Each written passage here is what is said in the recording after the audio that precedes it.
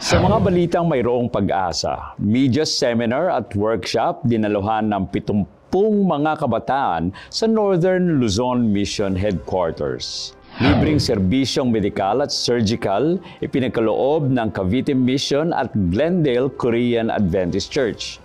Lupang tatayuan ng FAMI Adventist Church sa Laguna, itinalaga. NDRIEL Department ng Lutukan Adventist Church nagsagawa ng outreach program sa mga kalapit na lugar.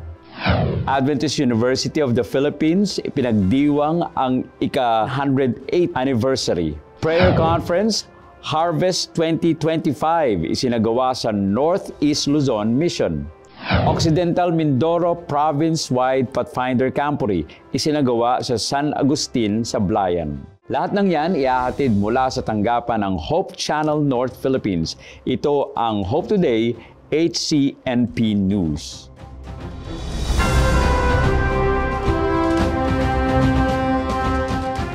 Masayang pagbati sa inyong lahat. Muli kaming nagbabalik upang maghatid ng balita at mga pinakabagong update sa paglilingkod ng mga Seventh-day Adventists sa Luzon.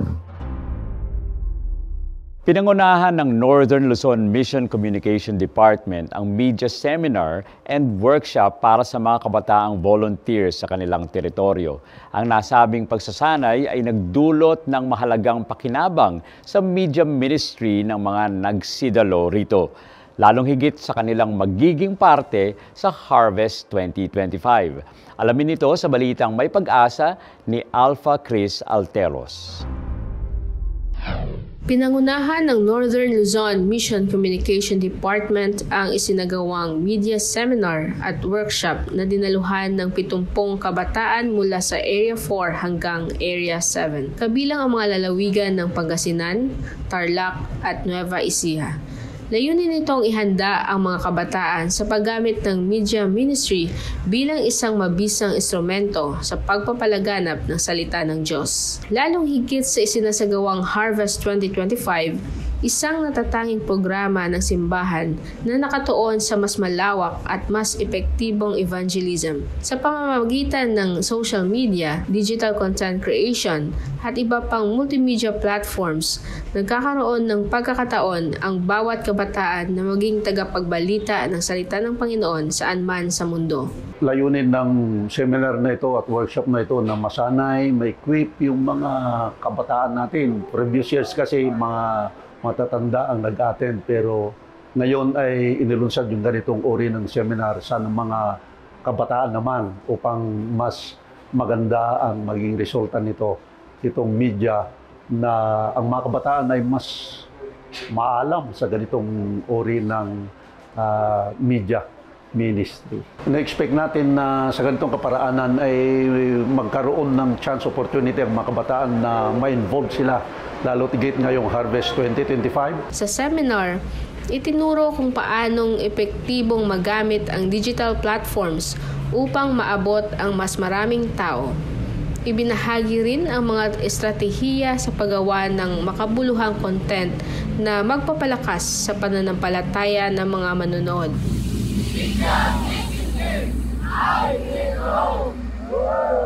Layuning maghatid ng balitang mayroong pag-asa, ako po si Alpha Chris Alteros, nag-uulat para sa Hope Today, HCNP News.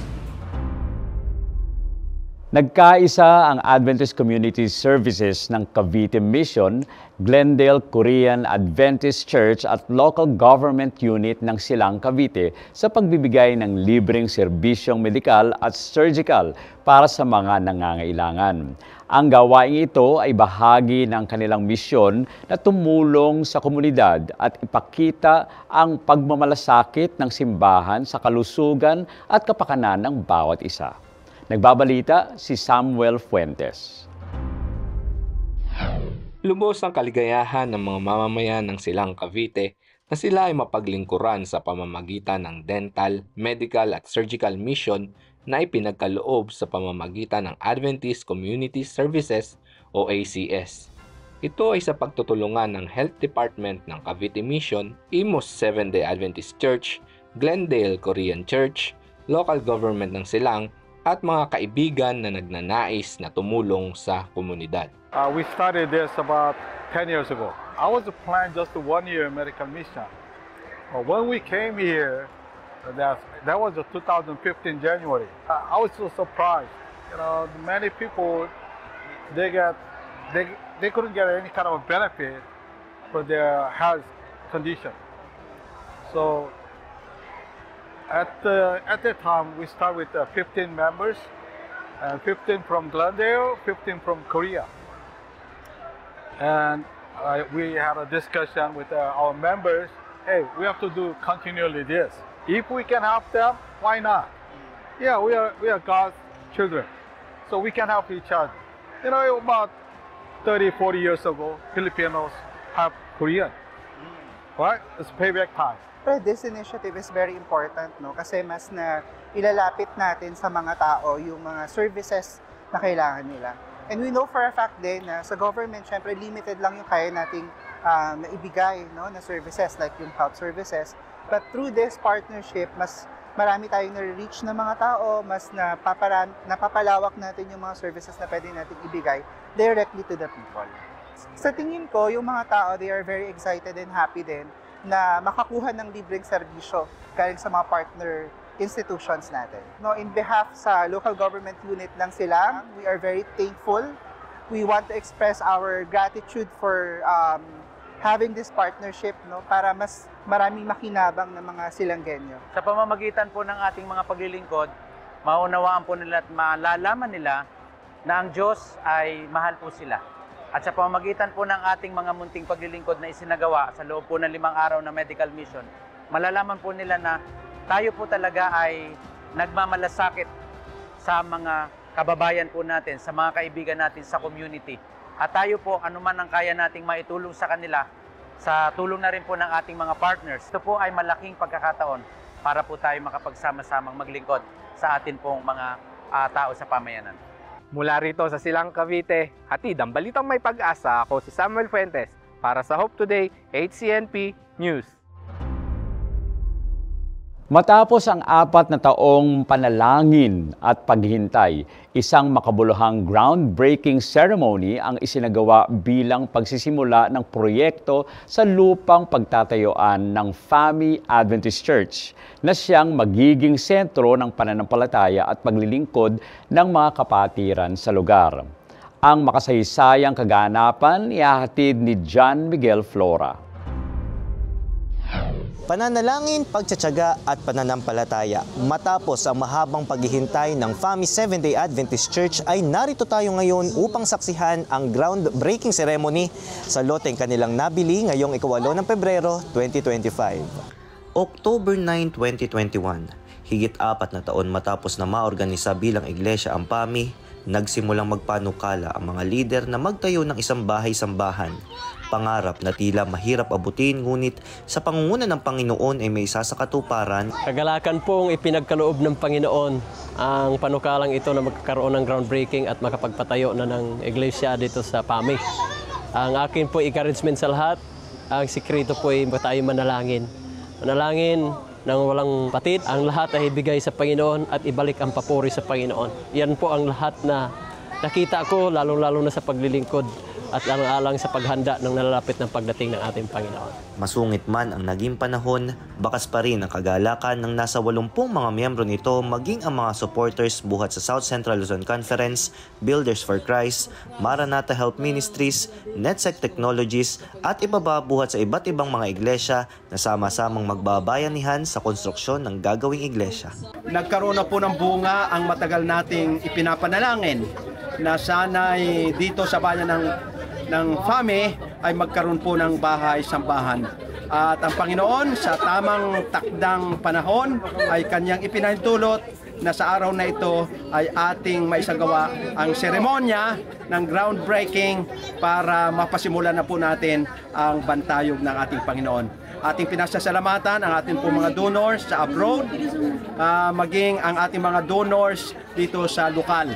Higit sa lahat ang pangangasiwa ng Iglesia ng Fami sa pangunguna po ng kanilang minamahal na pastor. Dumating na po yung aming groundbreaking at Naniniwala po ako na ito po ay magtutuloy-tuloy at hindi po dapat mawala ng pag-asa sapagkat ito po ay gawain ng Panginoon at ito po ay kanyang isusulong upang ang lahat po ay magkaroon ng pagkakataon na lumago pa po ang aming ministry. Salamat po sa Panginoon at ito po ay naging success at magtutuloy-tuloy pa hanggang sa matapos ang aming bahay-sambahan sa bayan ng PAMI. May takdang tao at may takdang kapanahunan kung kailan maitatayo ang Iglesia ng Panginoon. Mahaba ang ating lakbayin ngunit nangako si Jesus na magiging kasama natin siya hanggang sa kanyang pagbabalik. Sa mga nais magpaabot ng tulong, maaaring mag-message sa Facebook page ng Eastern Laguna 2 District o di kaya i-contact si Pastor Ernel Garsula para sa iba pang mga detalye. Layunin ay maghatid ng balitang may pag-asa mula dito sa FAMI Laguna. Ako si John Miguel Flora, nag-uulat para sa Hope Today and PUC News. Sa pagpapatuloy ng layunin ng NDRIEL Department, isang outreach activity ang isinagawa ng mga kapatiran sa Lutukan Adventist Church sa mga kalapit nitong lugar. Sila ay nagsagawa ng mga aktibidad katulad ng pagdadalaw at pamamahagi ng pagkain. Si Lanmiel Makatangay para sa Balitang May Pag-asa. Nagsagawa ng IEL-NDR o mas kilala bilang pangangaral tungkol sa salita ng Diyos ang Lutukan SDA Church. Kaya naman puspuso ng kanilang pagtuturo sa mga bata at mga nakatatanda. Layunin ng programa na abutin ang mga tao na mapabalitaan, palakasin ang kanilang espiritual at mabigyan ng wastong nutrisyon para sa kanilang kalusugan. Ay narito sa Sariaya Police Station sa Abalon. Kami po ay magkakaroon dito ng tinatawag na devotional bago po magkaroon ng formation ng mga kapulisan at ang mga estudyante na nag-aaral ng maging pulis. Pinangunahan ni IEL-NDR Coordinator Reggie De Leon at ng kanyang team ang pagdadalaw. Nagbigay ng munting pagkain at mga spiritual advice ang team at natuwa ang mga inmates. Kayo po ang nagbibigay sa amin ng lakas ng loob at tiwala para kami po ay makapagbago. Sana po paglabas namin ay kayo po agad ang aming makita. Sa inyong tulong, kahit kayo po ay nag-aapala sa amin, mga binibigay niyong ganito na mga pagkain o anumang bagay sa amin, ayun po yung aming tatanawin ng unang loob. Papasalamat po ako sa ating Panginoon, lalo sa ating kasamahan po sa Adventist po na walang sawang nagbibigay ng kanilang mga serbisyo upang tayo mas mapalapit sa ating Panginoon, upang ang mga kapulisan po ay lagi nilang pinapaalalahanan na huwag maligaw ng landas at lagi pong nasa matuwid na daan. Kaya po, sa ngalan po ng Sariaya Municipal Police Station, Police Senior Master Sergeant Abanilla po, nagpapasalamat po. Sa Sitio Purvis naman, patuloy na isinasagawa ng pakikipagkaibigan, pangangaral tungkol sa kalusugan at feeding program sa naturang lugar. Bukod sa may kalayuan sa mga naturang mga sitio, sinisikap ng team na abutin o puntahan ang mga tao upang ipangaral ang mabuting balita o salita ng Panginoong Diyos. Po ay naging masaya sa kanilang pagdating. At nagkaroon po ako ng mga panibagong kaibigan. Sila po ay masarap kakausap. Ang mga kapitbahay ko po ay nagsisipuntahan din dito sa aming bahay para po sila ay makinig din po. Mga aral po na natutunan namin ay kami po ay natutuwa din dahil po sa kami po ay natututo na makinig ng salita ng Diyos. Kahit po papaano ay ang bawat isa po sa amin ay nakakalimot ng aming mga problema, nakakatawa, nagaan po ang aming pakaramdam dahil po sa kami ay nakakakinig po kami ng salita ng Diyos dahil nga po kami ay sa may kalayuan, ay talaga pong halos hindi na po kami nararating ng mga tao pong nasa gawain po ng Panginoon. Sa kanilang paglisan, taglay ang kasiyahan ng team na nakapaglingkod sa naturang lugar. Layunin makapaghatid ng balitang may pag-asa. Ako si Lanmiel Makatangay, nag-uulat para sa Hope Today HKNP News. Ipinagdiwang ng Adventist University of the Philippines, AUP, ang ika-108 pagkatatag nito sa pamamagitan ng isang linggong pagdiriwang na may temang Advancing, Uplifting, Persevering, God's Limitless at 108 na nagbigay saya at inspirasyon sa buong AUP community. Kasabay ng selebrasyon, isinagawa rin ang isang groundbreaking ceremony sa pagsisimula ng pagtatayo ng inaabangang teaching hospital ng university. Ang makasaysayang hakbang na ito ay patunay ng patuloy na pagsisikap ng AUP na mapaunlad ang edukasyon at serbisyong pangkalusugan bilang bahagi ng kanilang misyon ng paglilingkod at kahusayan. Alamin ang kaganapan sa balita ni Hana Kabisada. Kamakailan ay pinagdiwang ng Adventist University of the Philippines ang kanilang 108th founding anniversary sa isang linggong pagdiriwang na puno ng palakasan, pagsamba at tagumpay.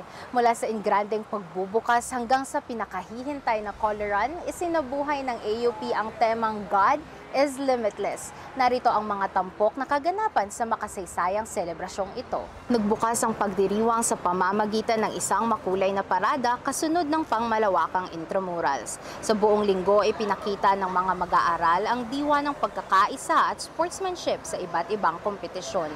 Naging pagkakataon din ito para sa iba't ibang organisasyon sa campus na ipakilala ang kanilang mga advokasya at anyayahan ng mga estudyante na maging bahagi ng kanilang pamilya. Higit sa palakasan, sinuri rin ng pamantasan ang progreso nito. Ibinahagi ni President Arceli Rosario sa taunang State of the University Address ang pinakabagong tagumpay at mga plano ng AUP sa hinaharap. Sinundan nito ng inaugurasyon ng Chaplaincy Office na nagpapatibay sa pangakong pagbibigay ng edukasyong may pananampalataya at pagpapahalaga sa espiritualidad. Isa sa pinakamalaking tagumpay ng linggo ang naganap na groundbreaking ceremony ng pinakaunang Adventist Teaching Hospital sa buong Asia-Pacific region. Ang proyektong ito ay magpapalakas sa mga programang medikal ng universidad at magbibigay ng dekalidad na serbisyong pangkalusugan sa komunidad. Natapos ang araw sa Limitless Praise Concert kung saan nagtipon ang buong komunidad sa isang gabi ng pagpupuri at pasasalamat. Sa nagdaang Sabat na May, nagbigay-pugay ang komunidad sa pamamagitan ng pagsamba at pasasalamat sa isinagawang Anniversary Sabbath, Sundown Worship at University Banquet na dinaluhan ng mga mag-aaral, guro at alumni. Sa huling araw ng pagdiriwang, muling nagsama-sama ang lahat para sa AUP Color Run. Higit sa kompetisyon, naging simbolo ito ng pagkakaisa. Kasabay nito ay ang paglulunsad ng AUP mascot, isang penguin na naging malaking parte na ng kasaysayan ng universidad. Ngayon, muli itong binuhay bilang isang opisyal na sagisag ng pagkakakilanlan at diwa ng AUP. Bilang pagtatapos ng linggo ng pagdiriwang, nagtipon ng mga mag-aaral para sa awarding ng mga nagtagumpay sa iba't ibang palaro at sinundan naman ng movie night. Mula sa mga tagumpay sa palakasan hanggang sa makasaysayang mga pagbabago, ipinakita ng 108th Founding Anniversary Celebration ng AUP ang diwa ng pananampalataya, pagkakaisa at walang limitasyong posibilidad. Habang patuloy na sumusulong ang universidad, magsisilbing inspirasyon ang mga sandaling ito sa patuloy nitong misyon at pamana. Layuning maghatid ng balitang may pag-asa, Hana Kabisada para sa Hope Today, HCNP News. Pinangunahan ng Northern Luzon Philippine Union Mission ang isinagawang Prayer Conference Harvest 2025 sa Northeast Luzon Mission Headquarters. Layunin ng pagtitipong ito ang patatagin ang espiritual at paghahanda ng simbahan at hikayatin ang mas marami na makilahok sa malawakang gawain ng mga Adventista sa buong mundo, ang pagpapalago ng gawain ng Diyos. Tunghayan ito sa balitang may pag-asa ni Princess Rahel. Ang bawat isa sa atin ay tinawag upang maging kasangkapan sa paglago ng gawain ng Diyos. Sa kasalukuyang panahon, muling ipinagdiinan ang kahalagahan ng pag-abot sa bawat tao sa ating komunidad. Ang Harvest 2025 Prayer Conference ay nagsilbing isang makabuluhang pagkakataon para sa mga leader at miyembro ng iglesia na magkaisa at magtulungan sa pagpapalaganap ng ebanghelyo gamit ang pamamaraan ni Kristo. Ang Harvest 2025 Prayer Conference ay isinagawa sa Nella College Church, Mabini, Alicia, Isabela, kung saan nagtipon-tipon ng mga leader at miyembro ng simbahan mula sa iba't ibang lugar upang pagtibayin ang kanilang commitment sa misyon ng Diyos. Ang layunin ng programang ito sa pakikisangkot sa gawain ng Harvest 2025. Sana'y manatili sa ating puso ang pag-aalab na patuloy tayong makisangkot sa gawain ng Harvest 2025. Blessings to everyone! Ang mga tagapagsalita mula sa Northern Philippine Union Mission ay nagsilbing instrumento ng Panginoon na magpahayag ng makabagong pananaw at inspirasyon para sa mga delegado. Alam po ninyo ay tayo ay naharap sa isang malaking gawain ngayong taon 2025. Ang tawag dito ay Harvest 2025. At ito ho ay panawagan sa pakikisangkot ng bawat kaanib ng iglesia, bata o matanda, lalo na po yung ating mga care groups na alam kong kakasangkapanin ng banal na espiritu para lamang dalhin ang mabuting balita ng kaligtasan. Ang pagtitipon ay nagbigay diin sa kahalagahan ng bawat isa sa pagpapalaganap ng ebanghelyo at paggawa ng disipulo sa pamamagitan ng pagsunod sa mga hakbang ni Kristo. I'm so much blessed dito sa pag-attend ko dito kasi nalaman ko na noon parang natatakot ako na makibahagi kasi lalo kong maisip ko na baka walang harvest, pero ngayon nalaman ko na it reminds me na there is a plenty of harvest, but few are workers, so I want to be a worker and a working worker. Nagpapasalamat po ako dahil po sa prayer conference na ito ay marami akong mga bagay na natutunan, lalong-lalo na tungkol sa pagbabahagi ng magandang pabalita. Hindi lang pala sa mga officers ang may katungkulan, kundi po lahat. Kailangan din pong magkaroon ng bigat para dalhin ang pabalita sa lahat ng mga tao. Sa pagtatapos ng Harvest 2025 Prayer Conference, muling binigyang diin ang layunin ng pagtitipon, engaging every member of every church in every nation to make disciples using Christ's method. Ang mensaheng ito ay isang paalala na ang gawain ng pagpapalaganap ng ebanghelyo ay hindi lamang tungkulin ng iilang tao, kundi isang misyong dapat pagtuunan ng bawat isa. Ang mga natutunan at inspirasyon mula sa konferensya ay magsisilbing gabay upang magbunga ng mas maraming disipulo at magtaguyod ng isang simbahan na masigla at naglilingkod sa kalooban ng Diyos.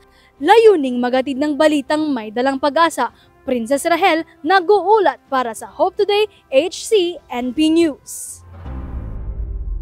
Sa layuning mapaunlad ang kasanayan at spiritual na aspeto ng mga kabataan, idinaos ang province-wide Pathfinder Camporee na pinangunahan ng Occidental Mindoro Adventist Teachers Association o MATA. Dinaluhan ito ng 226 na estudyante mula sa 7 Adventist Elementary School sa buong probinsya. Ang Camporee ay naging daan upang mahubog ang kanilang kakayahan sa pamumuno, teamwork at higit sa lahat ang kanilang pananampalataya sa Diyos. Sa balitang may pag-asa ni Joshua Raven Gonzales. Dinaluhan ng mga masisigasig na mga kabataan mula sa iba't ibang distrito ng Occidental Mindoro ang isang province-wide Pathfinder Camporee na may temang Rebuild the Altar dito sa San Agustin, Sablayan, Occidental Mindoro. Sa layuning mapaunlad ang kasanayan at espiritual na aspeto ng mga kabataan, isinagawa ang Occidental Mindoro Province-wide Pathfinder Camporee mula Pebrero 5 hanggang 9 taong kasalukuyan. Ang programa ay pinangunahan na Occidental Mindoro Adventist Teachers Association o OMATA na dinaluhan ng 226 na estudyante mula sa 7 Adventist Elementary Schools sa probinsya. Naging preparation po natin dito sa ating Pathfinder Camporee dito po sa Occidental Mindoro na sinamahan po na lahat ng ating mga elementary school. Ito po pinaghandaan ng ating mga principal kasama ng pastor upang may sa katuparan at maging matagumpay ang aktibidades na ito. Ang Pathfinder Camporee ay isang natatanging aktibidad na hindi lamang isang masayang pagsasama-sama, kundi isang paraan upang mahubog ang mga kabataan sa aspetong pisikal, mental at spiritual. Sa pamamagitan ng mga aktibidad tulad ng marching and drilling, knot tying, bandaging, child preaching, campcraft, obstacle courses at storytelling, natutunan ng mga kalahok ang disiplina, pagtutulungan at pagiging malikhain habang pinapalalim ang kanilang pananampalataya. At akin po yung natutunan dito kung paano makipagkaibigan, kung paano rin po makisalamuha. Sa panahon ito, ang maiiwan ko sa kanila, panghawakan nila, nakapartner nila ang Diyos sa kanilang paglaki na inuuna ang Diyos, lalo na ang karunungan ng Diyos. Ang Occidental Mindoro Pathfinder Camporee ay patunay na ang pagtuturo at paghubog sa kabataan ay hindi lamang sa loob ng silid-aralan, kundi sa pamamagitan ng makabuluhang karanasan. Patuloy nating suportahan ang mga ganitong gawain na nagpapalakas sa espiritual at pisikal na aspeto ng ating mga kabataan. The main objective of this Camporee ay akayin ng mga kabataan na mapalapit sa Panginoon. At ang team nila ay napakaganda, Reveal the Altar. Akayin ng mga pathfinders kasama ng mga magulang na magkaroon sila ng regular na pag-worship sa Panginoon, pagbabasa ng salita ng Panginoon, upang ang kanilang spiritual life ay ma-establish. Pathfinder Camporee 2025, Reveal the Altar! Layunin magatid ng balitang mayroong pag-asa, Joshua Raven Gonzalez nag-uulat para sa Hope Today.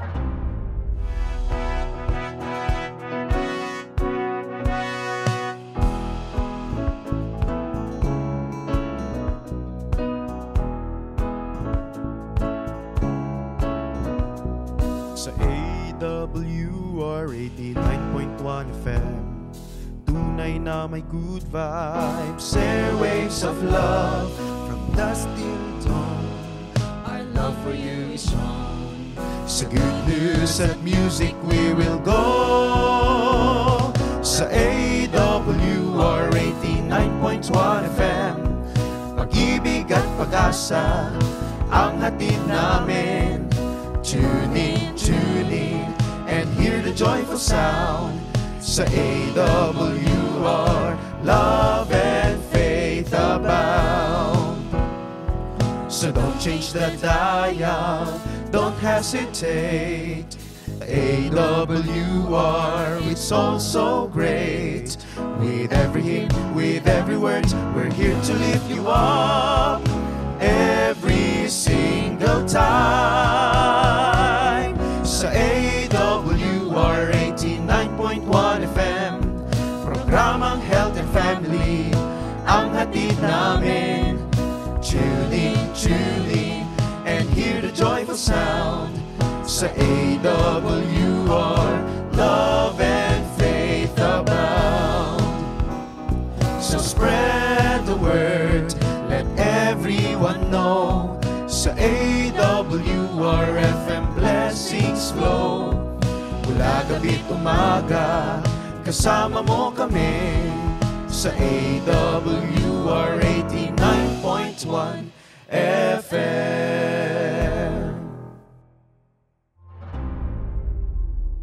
Yan muna ang mga balitang aming hatid ngayon. Palaging tumutok sa Hope Channel Philippines para sa mga updates sa ating mga kapatid at kanilang mga paglilingkod sa buong Luzon ngayong taon.